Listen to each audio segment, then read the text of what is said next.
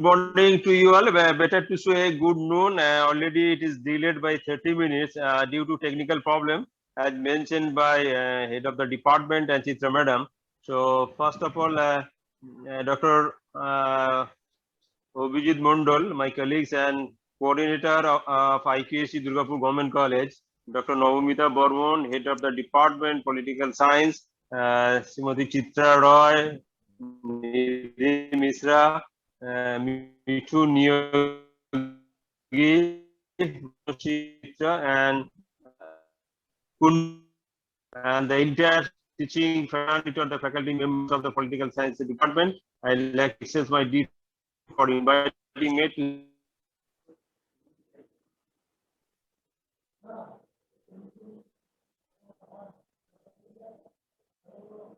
is a renowned person, not only in Bardhaman but also in West Bengal and India. Perhaps those who are studying in pol science, they know better than me.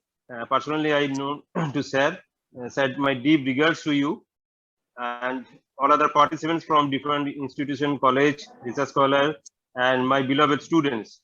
On behalf of the entire Durgapur Government College family, I'd like to express a warm welcome to all of you in this webinar. And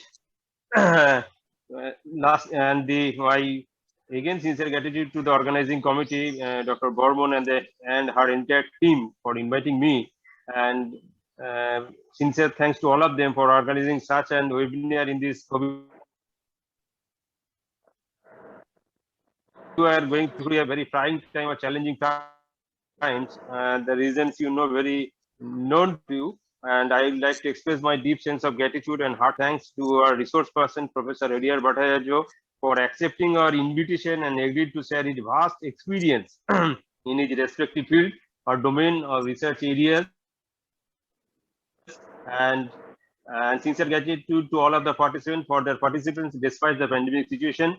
And I hope that you will gather enormous information and enrich yourself with adequate knowledge from this webinar. And we are very fortunate enough to have such a resource person like Professor Bhattacharya with us. So I must mention in this situation that this department always tried their level best to organize seminar, webinar, different types of activities to enrich or improve the teaching learning process of this department. And in this respect, my sincere thanks and heartfelt thanks to Dr. Bormon and her entire team, the teaching fraternity of the political science department.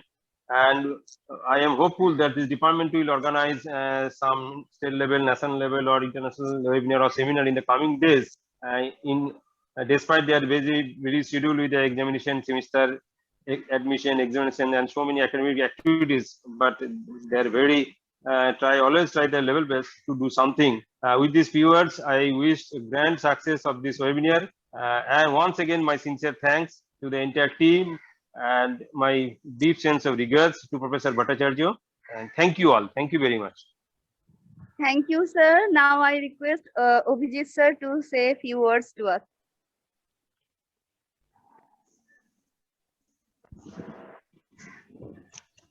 I think Professor Obhijit Bhattacharya is not with us. He is not yet joined.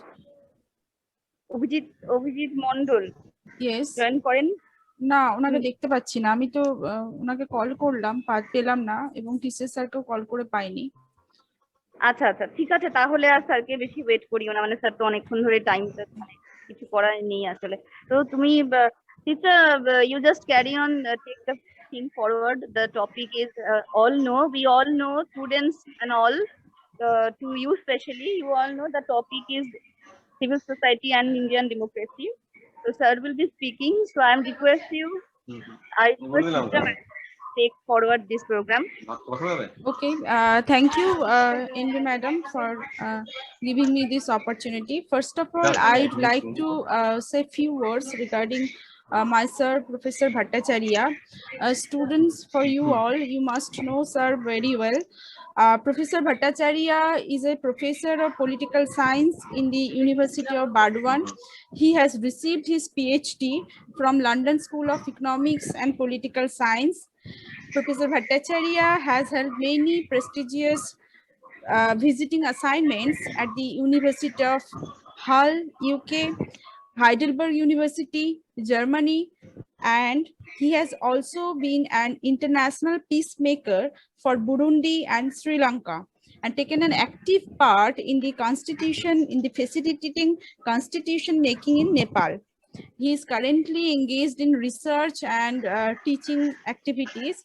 He has done enormous presentation in various international and national seminars, and he has published more than many books from London, Routledge, and Oxford University Press. So we are very proud and honored to have him here. Now I'd like to request, sir, please continue your lecture. We all are listening to you. We are waiting for your lecture. Thank you, sir. Okay. Thank you. Thank you, Chitra, the head of department, the principal of the college, and other concerned, and also the dear students, as well as those who have joined from outside the college. This technical problem held us for long, and my planning is already disturbed because of the time constraint. So I'll have to slightly cut short, otherwise I can't make up the time for question and answer before lunch. The topic is something which is not very heavy, Indian democracy and civil society.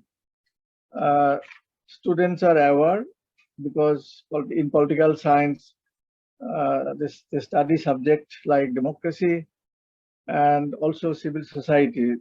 Civil society was introduced in our undergraduate syllabus long back, and I'm sure it is still there. Indian democracy, why I have called it Indian democracy, that I will explain in course of time. Before I enter into discussion, let me make a few, three hypotheses. Three hypotheses regarding the relation between Indian democracy and civil society. First is the relation between the two is only conjunctural rather than organic or causal. I will explain it in simple terms. This is more like research-oriented statement. I mean, there is a lot of discussion, a lot of writings in the world today, particularly since the 1980s, on civil society. And many scholars have also pointed out that, I mean, they have followed in the back of their mind, they have followed Alex de Tocqueville, who wrote two great books on democracy in India, sorry, democracy in America. So they thought, following Tocqueville, that without civil society, democracy cannot succeed. So democracy its success very much depends on civil society. And that was a very specific experience in US, which was not general or universal, but people forget about it, forget about the context of ideas. American context was very different from any part of the world, from any other Western part of the world. In America, there was social equality. I mean, limited, but not universal. In America, there was no history of feudalism, no question of hierarchy. In America, people who settled there, I mean, they are all immigrants from Europe. And there was abundant land and resources. So in US, these people, they began to form associations, hundreds and thousands of associations, and which sometimes becomes ludicrous. There are bird watchers association, association of the vegetarian, non-vegetarians, association of the of those who wear big hat and those who do not. So they have American people, they associate, and these many associations, they were very useful in making the government work. So more associations means more civil society, and more civil society means more democracy. So that was a kind of Tocquevillian loop. But then we forget that what was available in that time in early 19th century in US is not true today when in the US, or it was not true in the rest of Europe. Europe was not. In Europe, the concept of civil society had a different trajectory. And there, as you will find out very soon, there was nothing, there was no necessary relation between democracy and civil society as far as Western Europe is concerned. So they were of two different trajectories. That way, and their very understanding of civil society in the West was also very different, and it enormously varied even in Europe itself. So this is hypothesis number one, which I will go on explaining it in course of time. Democracy and civil society, they have different trajectories. What does it mean? Democracy developed as it did or as it does in different countries in terms of its own dynamics of development. And the civil society also has its own dynamics of development. It has a different origin, different context, and it appears with different meanings. To give you one example from United Kingdom, I mean, in Europe, I think the Scottish were the first to develop the concept of civil society from the 17th century onwards, and it was mostly explored and written on by Adam Ferguson, an essay on the history of civil society, 1776, that early 18th century. So in Scotland, the concept of civil society took shape differently from that of England, and also, of course, that of Europe. So in Scotland, the concept of civil society developed as a kind of commercial society, as a kind of the space for individual doing business, doing commerce, earning profit. So it was in a way the sphere of the growing capitalist. It was the sphere of the growing market, and so it was vigorously defended by the proponents of the rising capitalist classes that this space is ours, and the state should not interfere in our space. And from there, actually, you will see the link between the origin of civil society in Scotland in association with the development of capitalism. That is, if I put it very simply, civil society in Scotland, I mentioned Scotland because it produced a lot of impact later on others. So it was the age of free trade, it was the age of free market, it was the age of laissez-faire politics. But it was understood that it was the best state which interfered with the affairs of the individual least. So laissez-faire.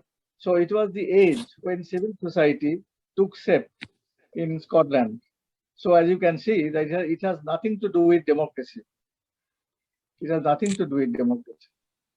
In UK, in England, the most prominent Enlightenment thinker who problematized civil society was John Locke.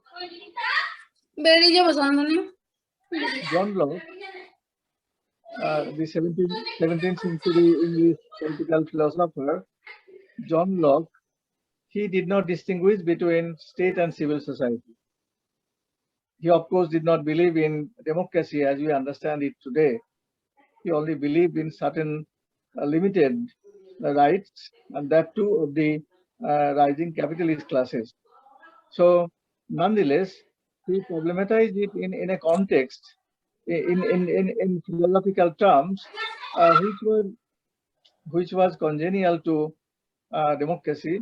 In other words, for Locke, a modern state was nothing but a civil society. So modern state and civil society for Locke was the same thing, two sides of the same coin. Modern state, not the absolute state. That was for him the so-called state of nature.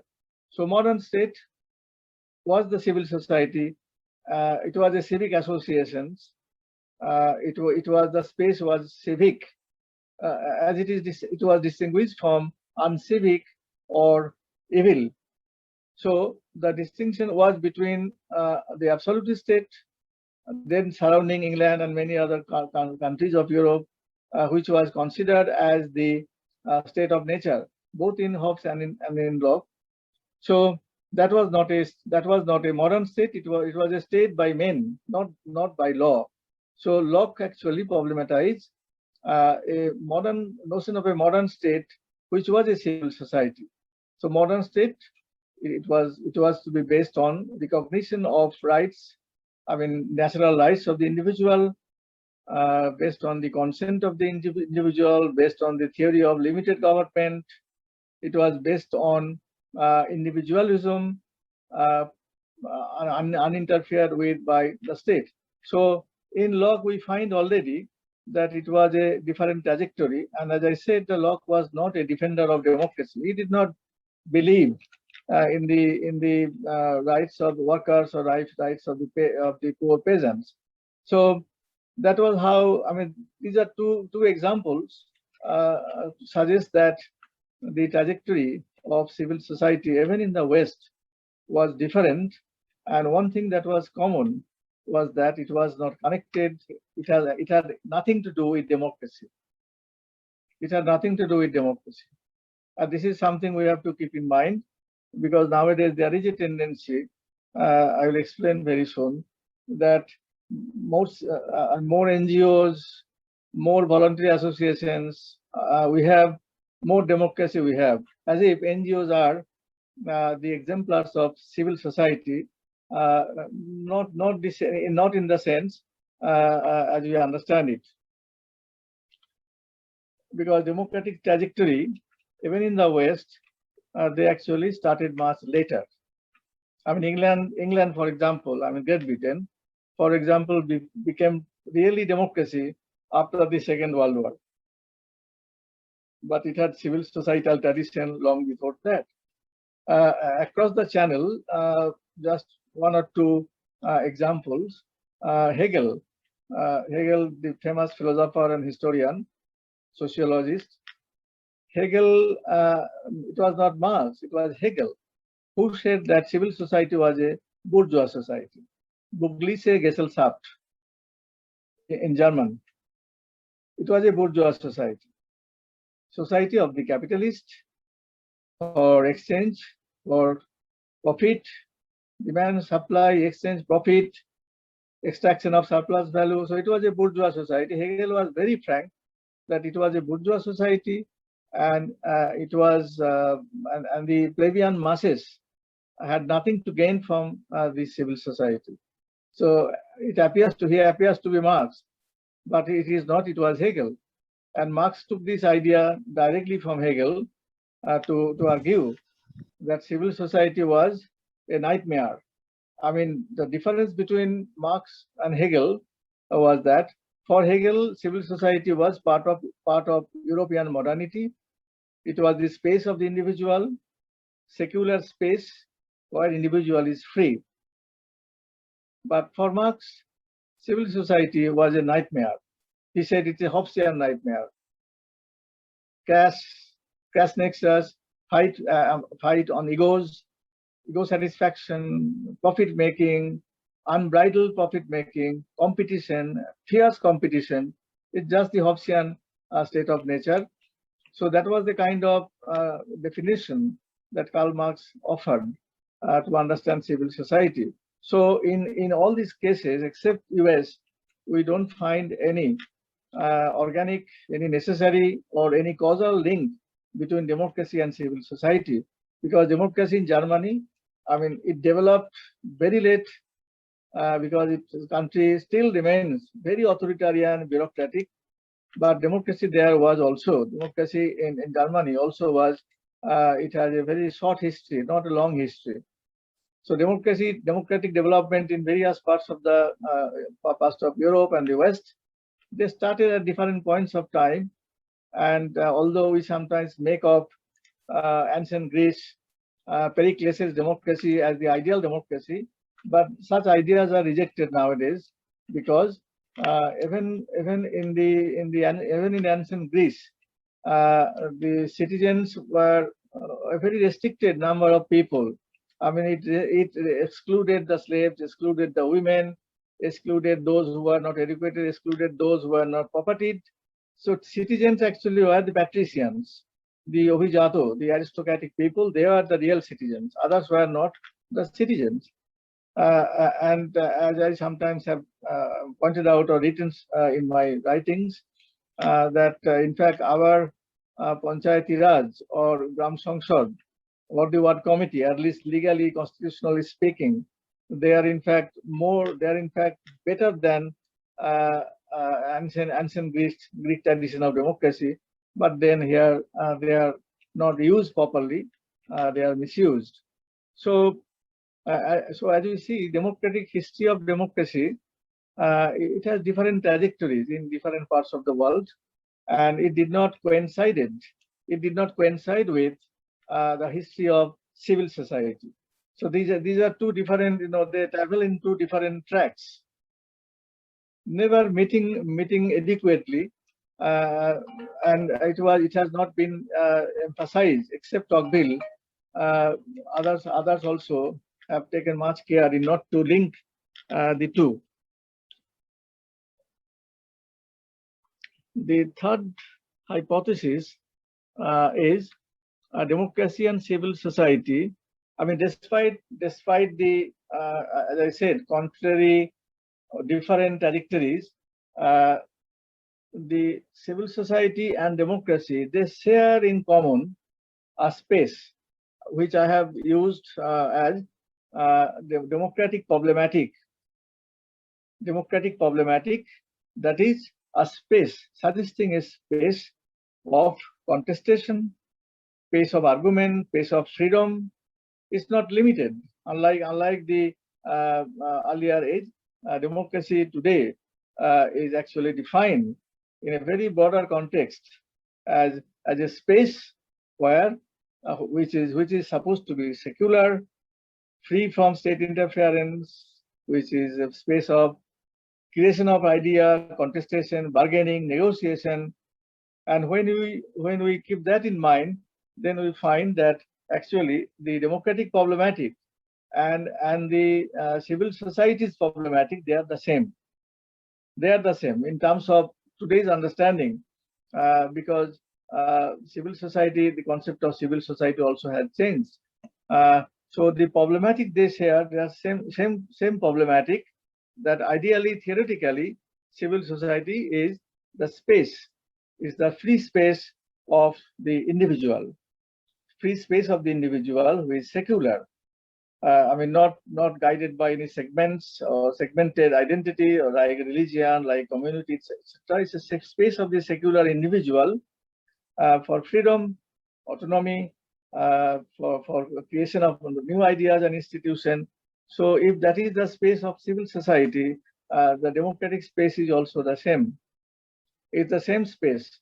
So this same problematic as different from the problematic of the state, or for that matter, problematic of society.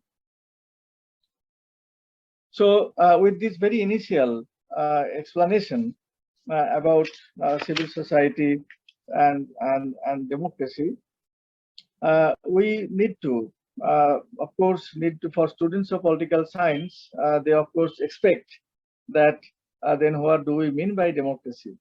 I mean, this is also a question would be asked by anybody living in a democracy, particularly in India. So if we mind the context of India, then nowadays, of course, global understanding, global research on democracy has different issues. They have raised different challenges. If we define what we mean by democracy, I mean, space of civil society is more or less explained. What it means is basically, I repeat, the space for the individual, free individual, not guided by any other consideration, other than his or her individual understanding, individual autonomy. This is the ideal concept. It is a state, as Gramsci would said, it is a space, non-statal space. It is a space outside, it is a space which is not a state space. So non-state space, non-state sphere. So civil society, various organization, association, education, and all the rest of it. So the non-state space that Gramsci have defined it. Democracy. That is now a question, and particularly when we keep in mind the case of India. I mean, democracy, of course, has many different meanings.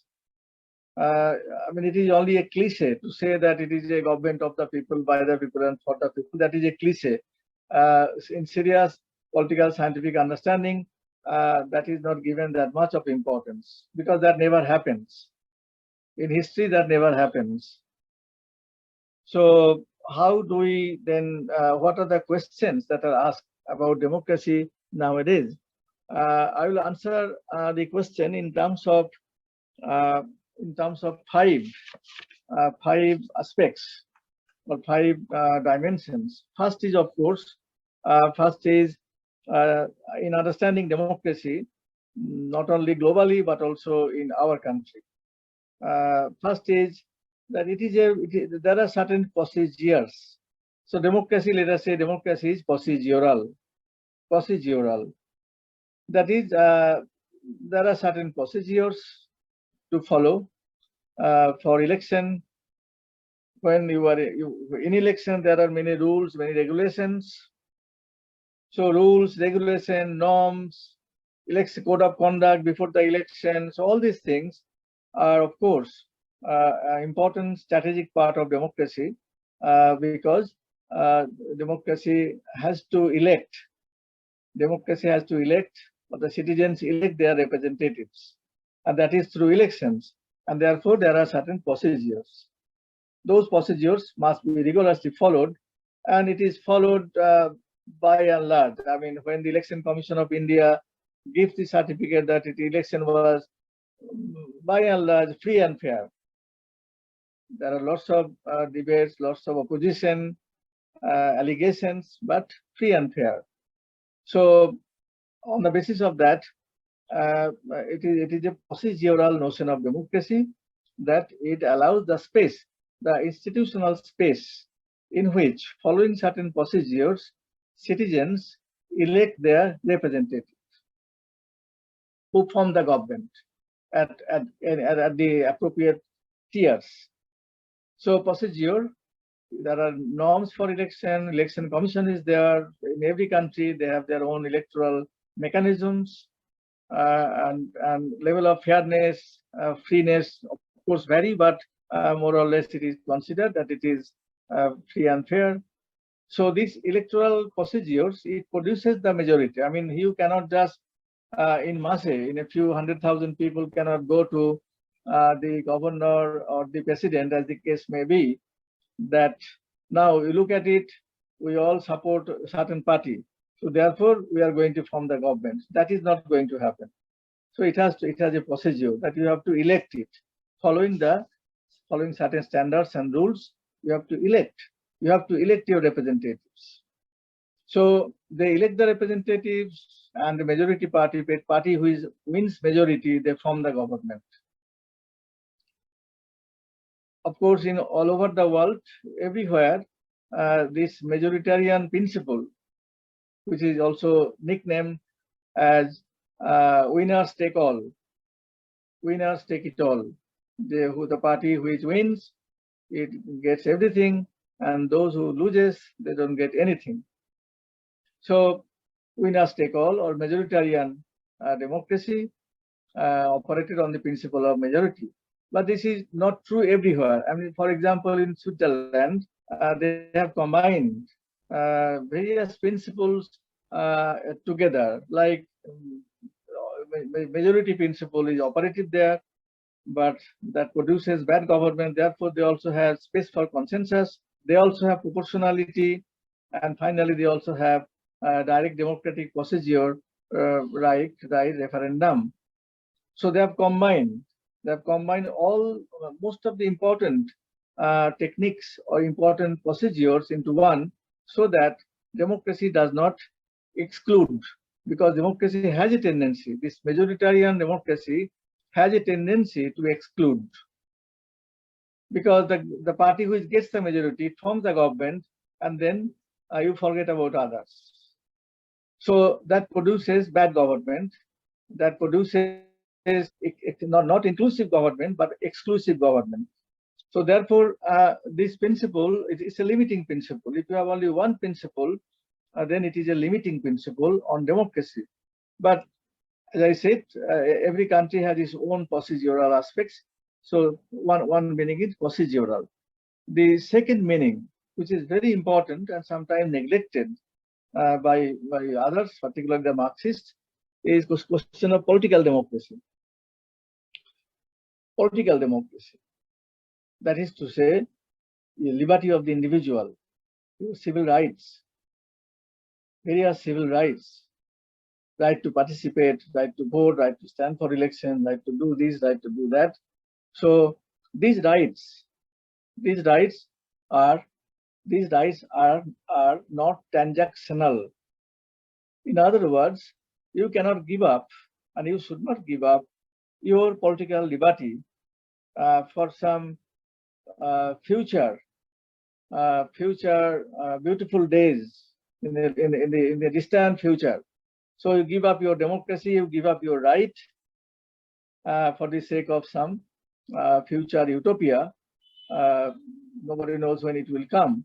But today's discussion on democracy, I have in mind recent writings of Sudipto Kaviraj, where he argued that this has been a very major failure on the part of the communists in India and other Marxists in other parts of the world, where they have overemphasized economic equality or economic democracy at the cost of political democracy, cost of political liberty.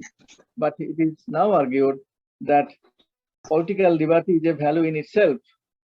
Political liberty is a value in itself. Whether you live in a liberal democratic system or a socialist system, this should be universal. This should be universal. And because in socialist system, people do not enjoy most of the rights as enshrined in their constitutions, it's because they believe that political liberty is meaningless. It's meaningless without it. Without economic liberty, economic freedom, your political liberty does not mean anything. But this has been a very dangerous idea, not only for the liberals, but also for the Marxists, because political liberty, this you cannot live. You can never compromise or negotiate your political liberty. This is the current notion, and very rightly Kaviraj has pointed this out, that our political liberty is something we must honor in all respects. It cannot be compromised. And he also cited writings of Karl Marx, when the people, particularly the workers in England or in France, are getting some limited civil rights, limited civic freedoms, and Karl Marx accepted them, that this is this is fantastic, this is a political liberty, and this is real. This should not be simply thrown away as something bourgeois capitalist. So political liberty is another dimension of democracy where new thinking is being done. The other concept of democracy is social democracy and economic democracy. Social democracy is to be understood very simply when we think of, particularly in a country like India, when we think of the dignity of the lower caste people, like say Dalit, other backward classes, tribal people, and other minorities, their dignity, their recognition of them as human beings. They're equal. As human beings, they are equal. So recognition of Dalit identity, it is actually part of the discourse on social democracy. Social democracy, that socially we are all equal. Brahmins should not be considered as superior to other people. As human beings, we are all equal, and we must have the same level of dignity, same level of recognition. So that is considered, in brief, social democracy. And social and economic democracy comes under the same heading. Economic democracy, of course, is something where individuals enjoy their income. They have supportable income, sufficient, adequate income to support the family. I mean, means of livelihood in terms of education, healthcare, environment, housing, job. So those aspects which Marxists often throw away to the future. That okay, in future, in some communism or classless society, there will be no problem at all. So all your problems would be resolved. But this argument is no longer accepted because it is possible. It has been proven also in many liberal democratic countries in the West that we can, most of the people can, most if not all, can have their economic rights, economic freedom, so that they do not die of hunger, do not die of malnutrition, or do not die of infant mortality. So it is possible. It is possible even within this liberal democratic framework, or even within capitalism, if I put it concretely, that they enjoy those rights, those freedoms, only when you want to cheat them, when you want to cheat the people or cheat the common people, then you will say, okay, in future there will be no problem. So let us join the party, vote for us, and in future you will have. It's like saying in the manner of the Old Testament that the final level is all clear, all equal, it's all happiness. It's like a utopia, which will never happen. So, but that argument is today given up in favor of this, that democracy can produce more equality by redistribution, by recognition of rights.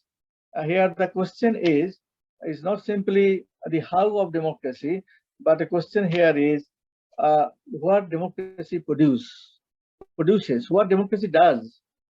I mean, we elect the representatives in the manner prescribed. That is only the beginning of democracy, that a government is formed. But the real journey, real space of the democracy starts from there for the next 5 years, to see what it produces. I mean, does it produce more equality? Does it produce better health? Does it produce better environment, better healthcare facility?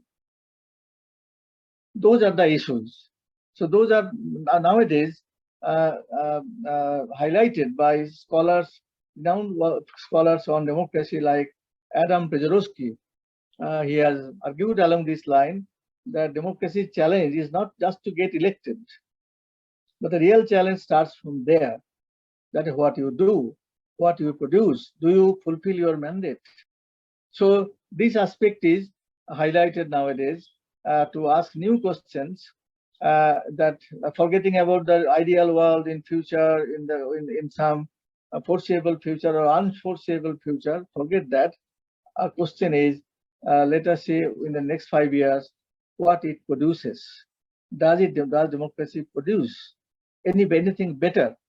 So that question is nowadays asked about democracy. So this is the performance aspects of democracy, and this can be measured in terms of more equitable distribution of wealth, better income, as I said, better health facility, better protection of identity, and so on and so forth. These are very important questions associated with democracy. So when we say democracy is majoritarian rule, we only say 30% of democracy, or even less than that, because real democracy, real test of democracy is what it produces, and that is to be kept in mind. And this question is so easy to ask, and also to get frustrated, because this question is important. I mean, if the municipality does not clear the garbage regularly, if the municipalities' drains are not cleaned, or if you do not get the very basic minimum support expected from the local government, those are the questions of democracy. Democracy's failure or success. That's very important. These are the questions which are being asked. Now, there is one issue which is so far not highlighted by scholars. It is being taken up very recently by a famous American sociologist, Charles Tilly. He died recently. He raised a very new, interesting question that we forget. He said democracy is also connected with state capacity. State capacity. That is, you can have high state capacity, low democracy, or you can have low state capacity, high democracy. So state capacity is important, and this question is connected to the above.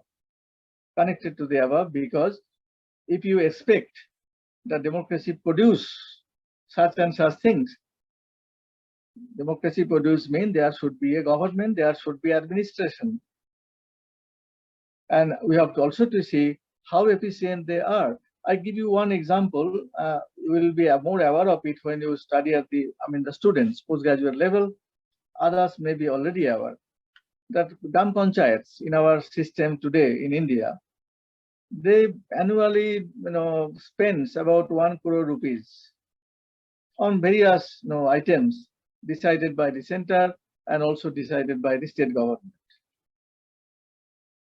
But we never ask the question, does the Gram Panchayat have the necessary state capacity? Does it have the staff?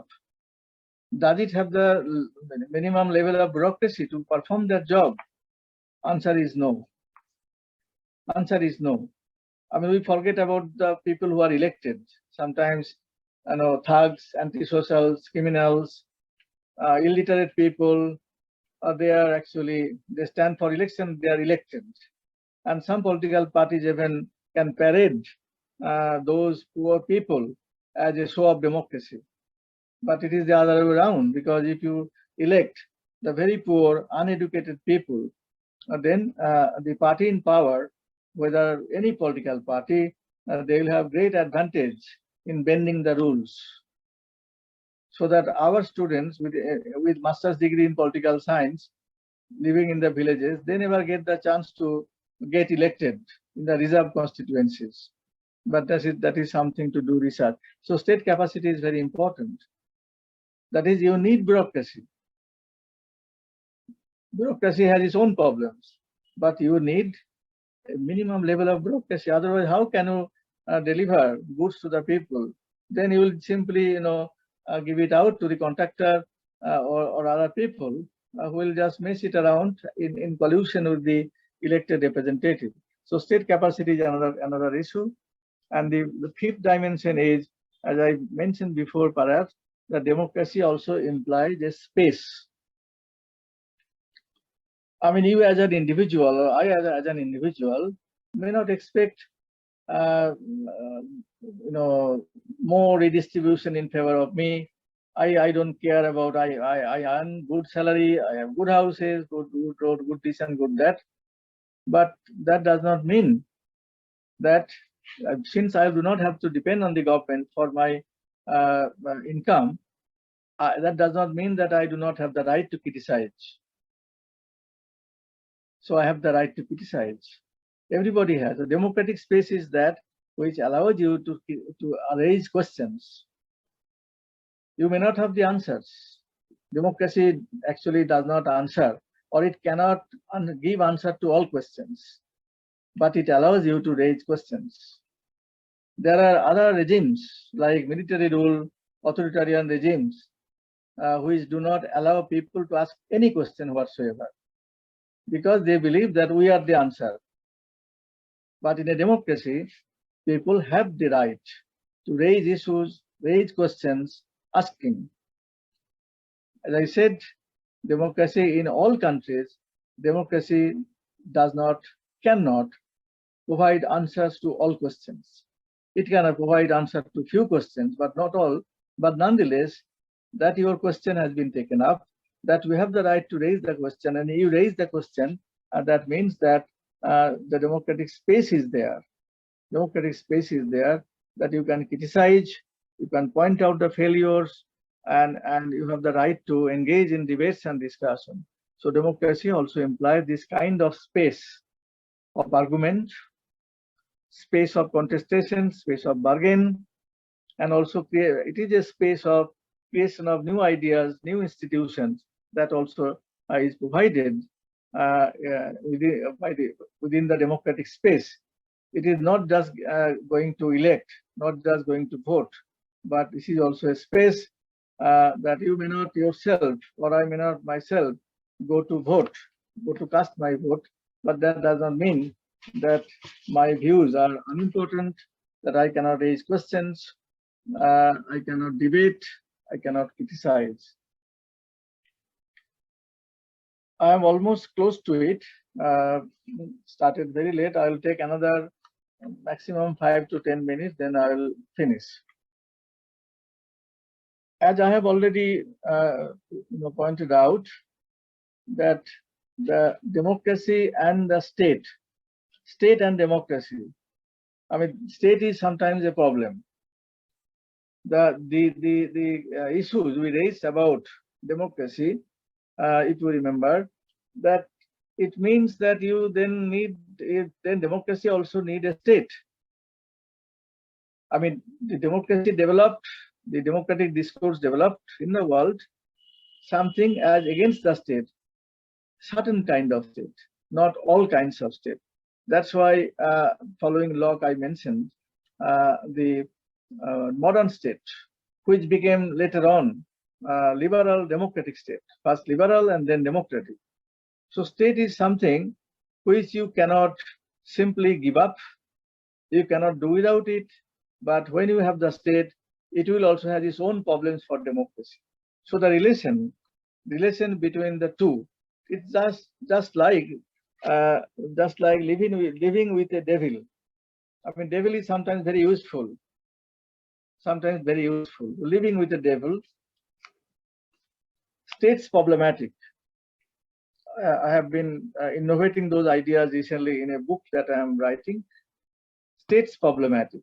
Sometimes when there is, for example, in India, when there is arrest in Jammu and Kashmir, or when there is some military action in some parts of northeast of India, we feel, or we are sometimes led to feel that look at our democracy.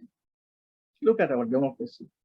Or when preventive detention is resorted to, when POSCO or Armed Forces Special Power Acts are imposed, people raise question, look at Indian democracy.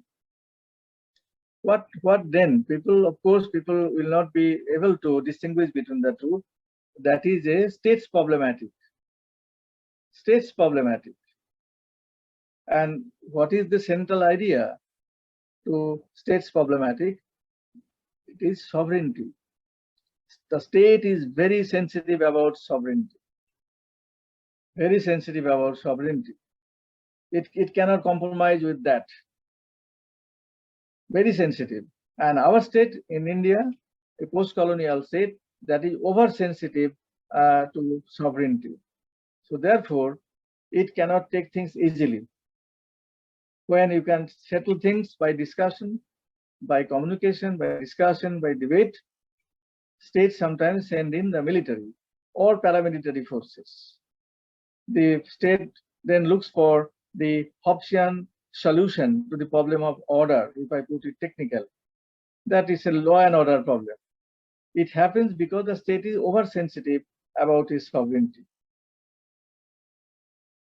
In UK, in Great Britain, it is accepted that government will fund criticism. That is, academic institution, they are criticizing, but then government does not withdraw the fund. Or in art, in literature, there is good critique or caricature or satire or sarcasm. But then government does not simply punish, because government believes that government actually fund criticism. That okay, it's a democratic society. I have to fund money, and let them do their job. So criticism is funded. In a proper democracy, criticism is funded. But it may not be true in other countries. I mean, in our country, nowadays, criticism, many of the journalists have been put behind bars because they have been arrested in the Citizens Act, Indian Penal Code 124/4. But in the Western world, that does not happen. It will not happen. So the third world state, post-colonial states, they are oversensitive and more powerful, very repressive, very coercive. Why it is so? Because in India, the state's development, the trajectory of the state in India was not hand in glove with the trajectory of democracy. The Indian state developed as a colonial state for plunder and exploitation. So its trajectory was different. And democracy, our democracy, at 47, when the British went off, in the repressive state, coercive state was joined to democracy. So it's a very uneven game. So the state's problematic and democratic problematic, they are different. Sometimes states' actions to us sometimes appear to be very undemocratic. We criticize it, or now there is no democracy in India. And nowadays it is said in the global media and many ideologically oriented scholars that in India, democracy has gone away. It is a decline, and it is fascism. What they miss is the mixing up these two problematics.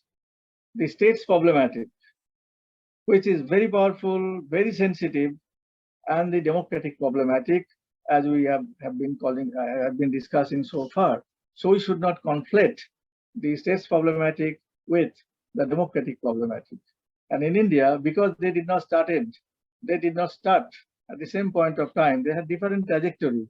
At 47, a powerful coercive state was introduced to democracy, which was also just introduced in India in 1950. So it was a very uneven kind of introduction. It's just like a little Lilliput handshaking with a big giant, but when they are unequal. So this sometimes creates problem for us in understanding Indian democracy. When the problems are of the state, we call it a democratic problem. So democracy's problem. The other point is bureaucracy and democracy. So in the last point, what I wanted to say was that no democracy can work without a state. Without a state, you need a state. We need police station, although we know very often they are unreliable, corrupt, politicized, criminalized. We need a judiciary, no comment on its performance and effectiveness. So we need these institutions, state institutions. Otherwise, democracy does not mean anything. I mean, democracy cannot be an abstract thing floating in the air. It's not like that. So we have to acknowledge that democracy needs a state. What kind of state? It should be a democratic state, liberal democratic state, which positively responds to the rights and freedom or concerns of the citizens. So this is unavoidable, but at the same time, the great challenge of democracy in our country has been to harness the wild horse. Wild horse is the state, post-colonial state, very powerful, did not care about anything. It was designed for a different purpose. And democracy is to harness the state to make democracy work, to conduct election properly, to have the impartial judiciary, to make provision for development, empowerment, welfare, this and that. So we need the state, not only the state, but we have to make use of the state, make the state work democratically. State will not. I mean, if you one of us are made a prime minister tomorrow, I will also be behaving with the same kind of thing. The apparatus is like that. But that is not the democratic apparatus. Democracy has to use the state, create the pressure, make use of the state so that it responds to democratic demands of the people. It's a lot of disjuncture already is there. So therefore, we have to make use of the state, because without the state, a democracy cannot be there. It just cannot be there. Now the concluding remark, and then I'll finish off. As I indicated in the very beginning, more nowadays NGOs. I mean, in India is considered the NGO capital of the world. I mean, there are a few million NGOs, and during the first wave of the pandemic, the CEO of Niti Aayog issued a public notification addressed to 94,000 NGOs. 94,000 NGOs. I mean, they had the list, not all. 94,000 NGOs to stand by the people and also to deliver support to the people in need. 94,000. They were not only recognized, but also the state says that you come and help the people. This is a good thing if the NGOs do the job, and many NGOs do it. But nowadays NGOs are considered as equivalent of civil society. We should be very careful. Some of them may be, but not all of them. NGOs are part of this market ideology. They are part of this neoliberal market ideology. They operate on the market logic. So more NGO means, I mean, if India has few million, I mean, India is recognized as NGO capital of the world, but nonetheless, that does not make India a better democracy. Not a better democracy. Because NGOs are precisely not allowed to work in certain fields where people could be politically more conscious. People could be guided by their own rationality while voting. So those areas they are not allowed to operate. So more NGO does not mean more democracy, because NGO is part of the market theology. They began to grow. They have the mushrooming growth of NGOs from the 1980s, when 1990s onwards in India, and in the rest of the world from 1980s. That is to say, the so-called civil society, in origin, it was connected with free market. And from the 1980s onwards, when it re-emerged, resurfaced again, it was connected to, once again, a new kind of free market. So you see that the conjuncture of civil society is not to democracy, not with democracy, but actually with something different. It's market freedom, market profit gain, this and that. Now, Indian democracy, is it successful? I would say, and I've said this in many of my writings, that do not simply become pessimistic about Indian democracy. Indian democracy is a relative success. It is resilient, it is relatively successful, except the 21 months of the emergency between 1975 and 1977, India is a successful democracy. And it is democracy. I mean, it has meant more redistribution of resources. It has meant some amount of land reforms, through land reform, land to the tiller. So it has worked. It has worked so far. I mean, not work does not mean that democracy automatically works. As John Stuart Mill said a long time back, that it cannot work on its own. It has to be worked. So it has to be worked. So leaders come, politicians come, a different brand comes. They make democracy work in a way, in certain way, other than the others. So it's people who actually make democracy work if they want to work or they may not want to work. So democracy has also to be worked. It's like, putting pressure on the state to do this job and that job. In India, therefore, there is no necessary connection between democracy and civil society. And there are books also, research work. I just mentioned one title, the name of the book by Pradip Chivar, Democracy Without Associations. Associations means, in Tocquevillian terms, civil society. So how come then India has become a success story without civil society? I mean, not that there are no civil society space in India, that's not true. But at the same time, we simply should not say that there are more NGOs means more democracy in India. I mean, the number of NGOs are 1 million, 2 million. So that does not make it, successful.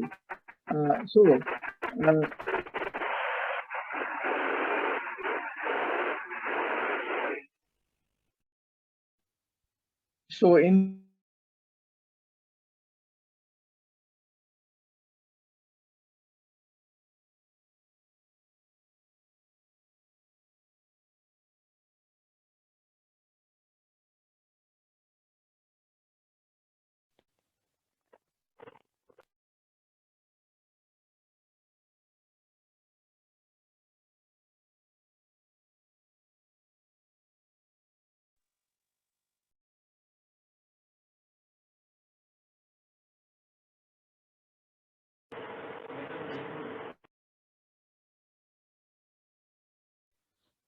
Hello, sir. Excuse me, sir. Kindly unmute yourself. Hello, sir. Can you hear me? Yes, sir. Now I can hear you.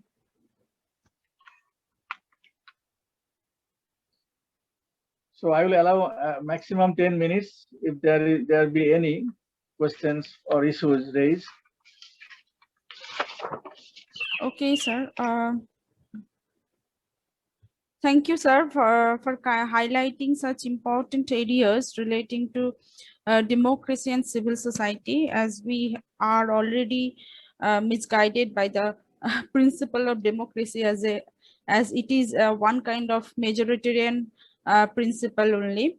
Democracy, sir, as highlighted, has many parameters, and it is we should not mislead with the concept with only in one terms.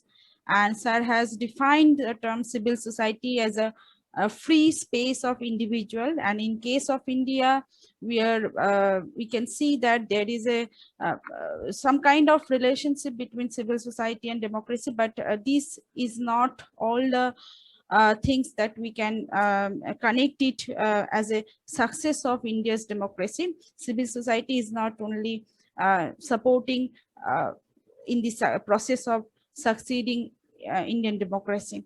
Okay, now I would like to request participants or especially few students. If you want to ask question, sir, you can mute yourself and ask. Sir will take just 5 to 10 minutes only, because we are running already too late. Students, Ma'am. Hello, hello. yes. Chitra ma'am, I'm just interrupting you because as sir already said, the time is short. So it will be better if we collect the question from the students personally and mail it to sir. Sir will be, whenever it is possible for him, he will, if it is permissible from sir's end. No, do not mail it to me. Let us finish it off here. Do not mail it to me. I wouldn't have the time to do so. Okay, sir. Okay. Let it be direct. Okay, sir. Students, if you have any question, just do it very shortly. Yes, students can ask. Abriti, you can turn on your mic and ask.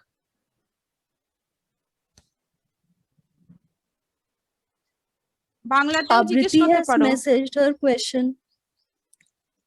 Kindly check the message section. She has messaged her question. Yes. Nidhi, read out the message of Abriti. Where is the... Nidhi, if possible. Where is your message? Nidhi, if possible, you can read out. Yes, I'm reading out the question to you, sir. Abriti has asked that sometimes we see that we are losing our democracy and freedom.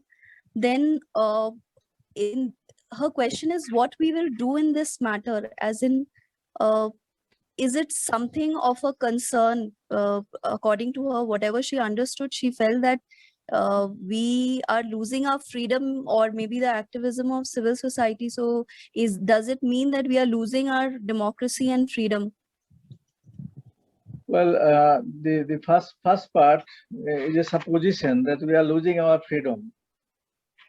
I would contest that we are losing our freedom. I mean, if you can give some example, that would be helpful to explain how we are losing our freedom. Because otherwise, how can I explain? I mean, you can't just assume that we are losing our freedom. I need some example. I think our microphone is not working. Next, if anyone, yes, we'll ask her later. তুমি স্ক্রিনে tap করো, তুমি unmute করতে পারবে।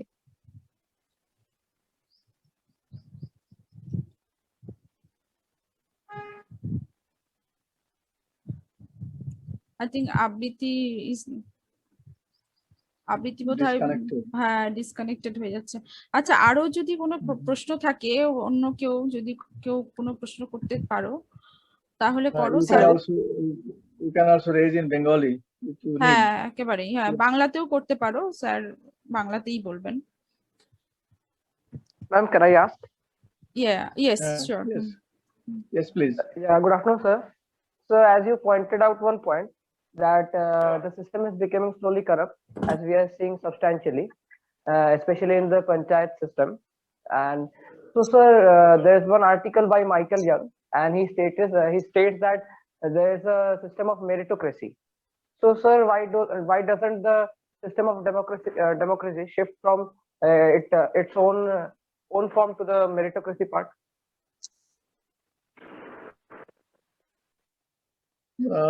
I could not hear the entire part. You wanted to say something about the panchayat and the merit principle perhaps, because I could not hear everything. The line was disturbing. I mean, in the case of panchayat, you cannot simply consider merit as such, because there are provisions for reservation. Reservation of women, for women, scheduled caste, scheduled tribe, Dalits, and others. So we cannot simply argue against that.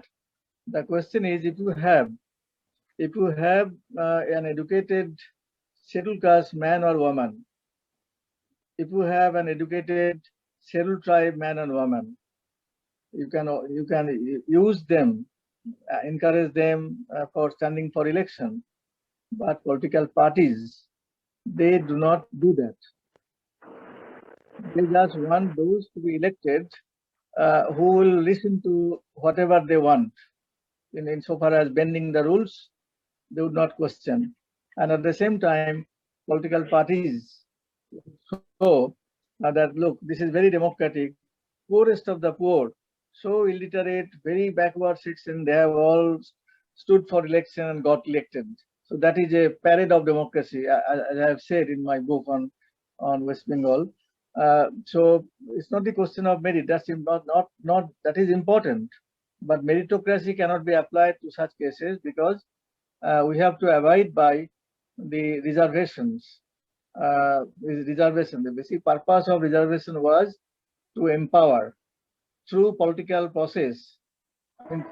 Through political empowerment, you make social empowerment. That was also an idea that, say, in a village, a Brahmin may not visit the house of a scheduled caste or scheduled tribe people. But if that person is elected, then they have to go to their house, and the lady or the person belonging to other lower caste people, they would feel more dignity that he or she is important. That's important. So this political empowerment, from political empowerment to some kind of social empowerment. But the thing is that in India, the person, the say scheduled caste woman or Dalit man elected one time, next time they are no more. Next time they go on changing the rules of reservation, or a particular political party may not like it.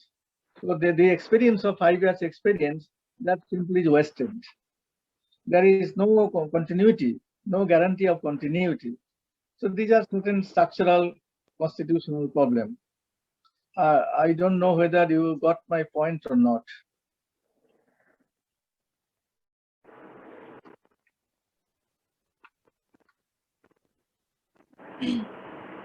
Nirabu, I'm sure you got your sir's point. Well.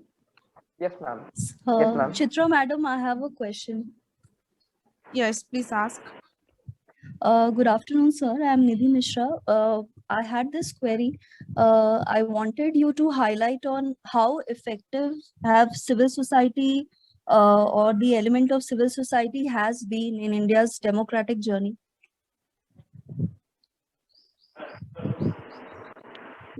That's all.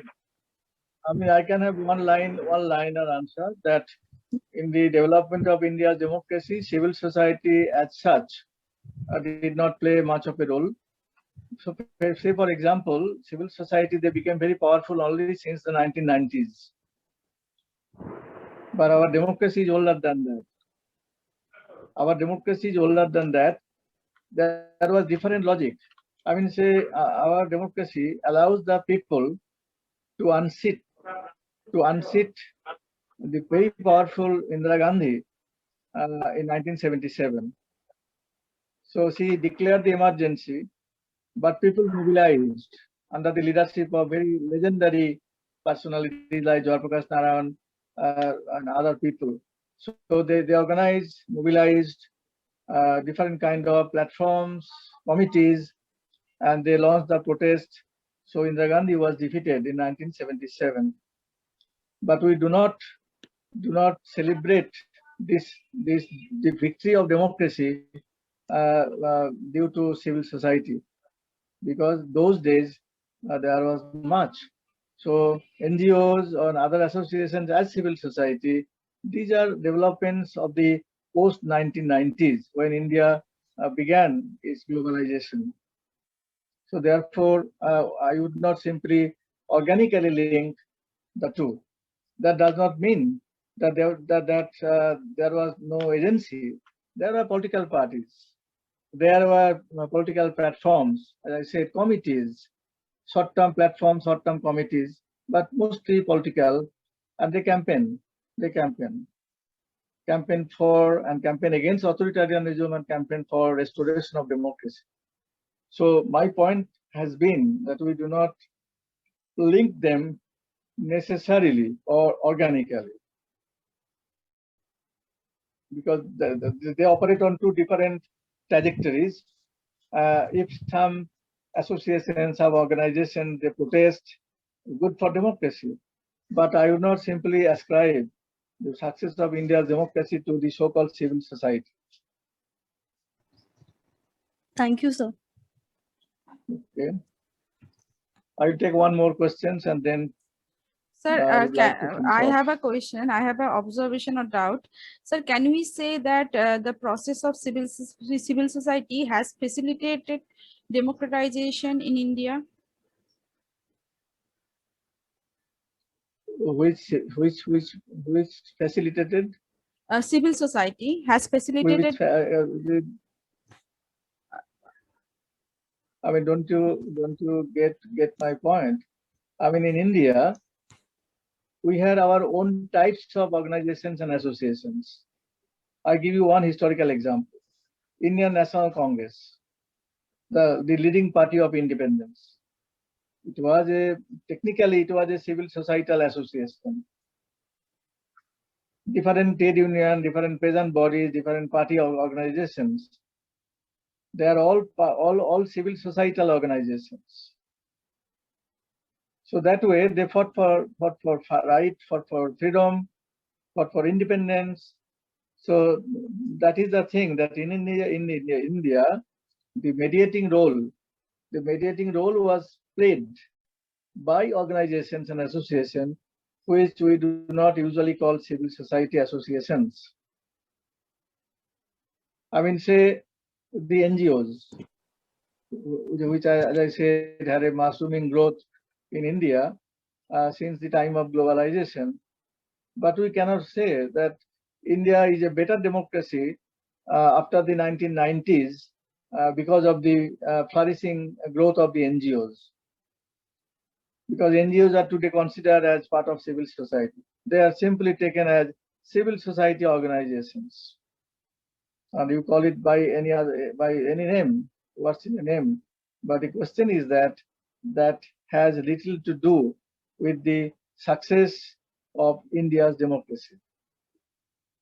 Right, sir. Because now it this is clear. NGO thing, these are associated with neoliberal globalizations, the marketing theology and all that.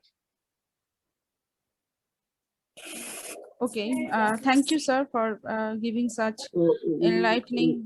We must, hold on. We must keep in mind one thing, that it is not necessary that democracy must have a civil society. This is something we must keep in mind. It is not necessary that democracy must have a civil society. So if in India is a democracy, it must have a civil society.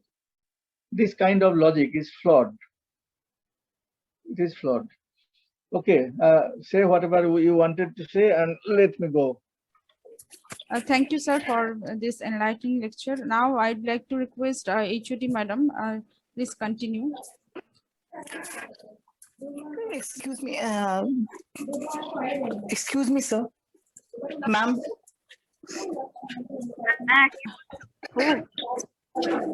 With due respect, can I ask a question? My name is Ishan Gupta. It must be the last question. Good afternoon, sir. My name is Ishan Gupta. Sir, can I come up with the question? Yes, you can, but I think your microphone is not muted. Okay, what's your question? What's your question?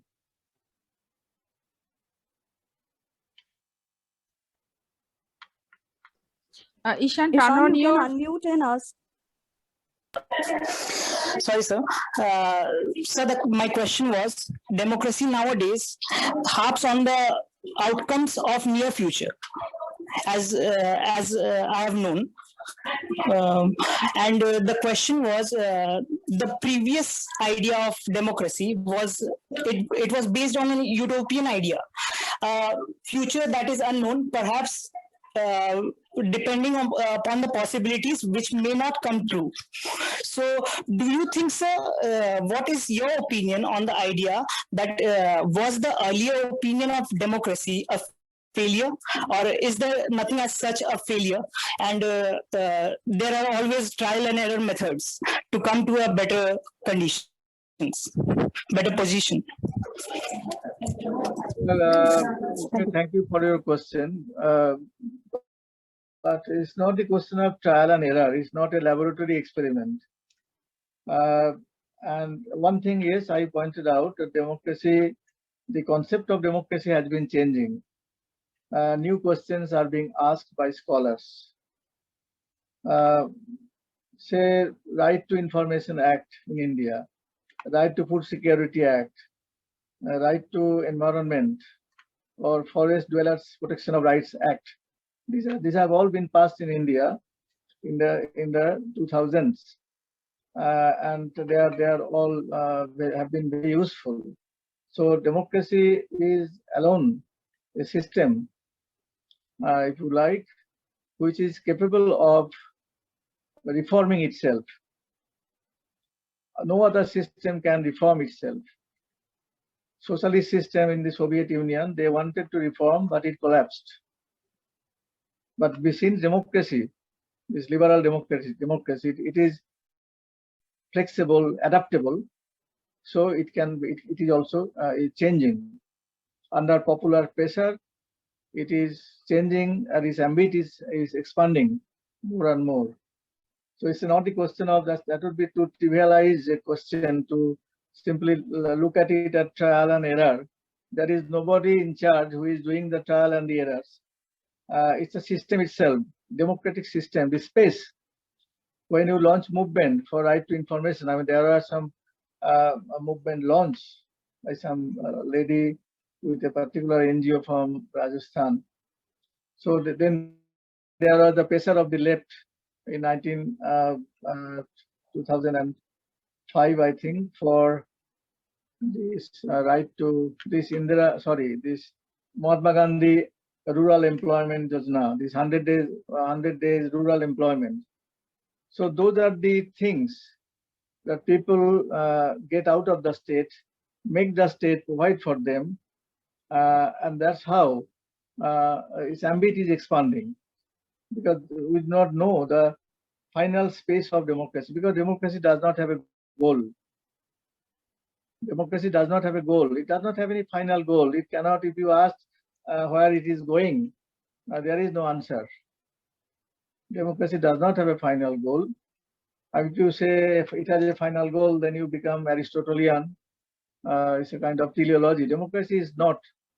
It does not have a final goal. It can improve, go advance itself, or sometimes can get back.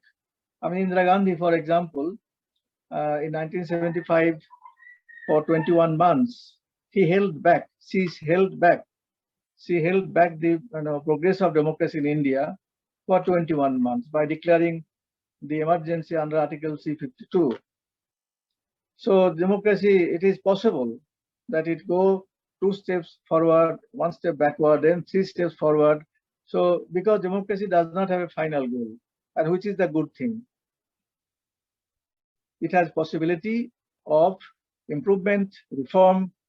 It continuously adapts itself to changes because it does not have a final goal. Moment you have a final goal, then it's gone. So democracy, that's a good thing about democracy. I mean, this liberal democracy, that it is adaptable. It is amenable to reforms, amenable to changes. Okay, I think that should be the final point. And whatever ritual you have to do, Chitra, you get it done. Okay, please, NB madam, please give vote of thanks.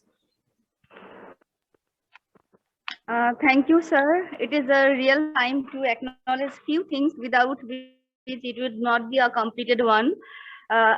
First of all, I would like to convey my heartful gratitude to Professor Harihar Bhattacharya, because in a very short period, he agreed to deliver such an enriched lecture. And the students, I always teach you that have patience whenever you are in turbulence. So really today, whatever you do, you installed all these Zoom app and along with us. So it is very commendable. So students, from my part, I really want to thank you once again, and requesting Nidhi Madam to please convey the vote of thanks and conclude it formally. Good afternoon, everyone. On behalf of the Department of Political Science, Durgapur Government College, I take this opportunity to propose a vote of thanks to those who have contributed and made this seminar possible. I would like to thank our principal, sir, Professor Abhijit Mandal, coordinator, IQAC Durgapur Government College.